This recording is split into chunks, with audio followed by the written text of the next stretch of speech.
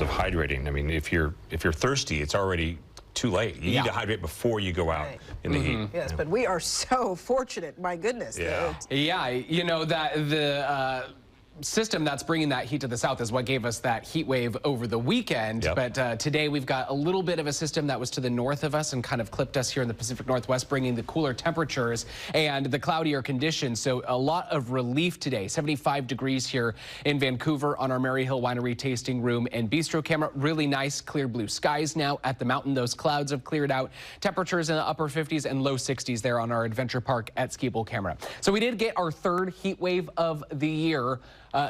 Starting on Friday and through the weekend. We saw temperatures at 93, 96, and 92 degrees. Some of the warmest temperatures that we have seen this year. We still haven't had any triple-digit temperatures, but we did get that heat wave in the middle of May, and then the one around the 4th of July actually brought us that 98-degree day on the 5th, which was our warmest day of the year. Today, so much different. 78 degrees for our high. We actually saw below average temperatures. Our average high for this time of year is 83 degrees. So a much more mild day out there. Troutdale, the only spot in the metro area that reached a high of 80 degrees today. Tonight, temperatures will drop down into the mid-50s. So we're seeing a really mild night tonight too. Those skies going to be mostly clear. Any clouds that we have left are going to be clearing out through the rest of the evening. And then tomorrow we're going to see a few morning clouds to start the day, but we'll get a lot of sunshine there as well. And these clouds don't last long. So you can see it's mainly the far northern part of the coast and then inland just a little bit for the Portland metro area. A few hours later, though, late morning, we're going to see mostly sunny skies out there and then sunshine for the rest of the day. Going into Wednesday, there's some clouds offshore there. Not a lot, but we're seeing mostly sunny skies for the day on Wednesday.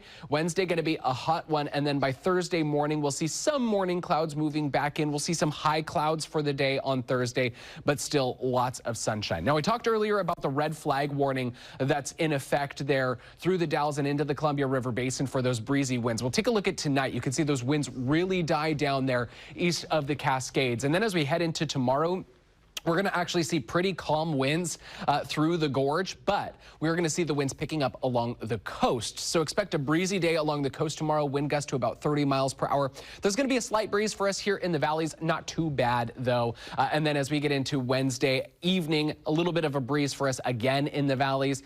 Nothing extreme though. And then the winds on Thursday do start to pick up there in the gorge. Once again, we get those wind gusts around the Dalles and parts of central Oregon back closer to about 30 miles per hour. So that is going to elevate the fire danger there east of the Cascades once again, really mainly on that eastern side of the gorge. Temperatures are warming up from here after today. So 86 degrees is what we expect for the high tomorrow, just a little bit above average. And then Wednesday, a hot day. We're going to see temperatures climb into the lower 90s, about 92 degrees or so. And then Thursday, Friday, both days are going to be really close to 90. It is possible that we could hit another 90-degree day either of those days, but we're expecting most of us will be into the upper 80s. By Saturday, we're just slightly cooler, back to those mid-80s, about 86 degrees, and then a little bit cooler Sunday and Monday. Those are where we're going to see about average temperatures in the lower 80s.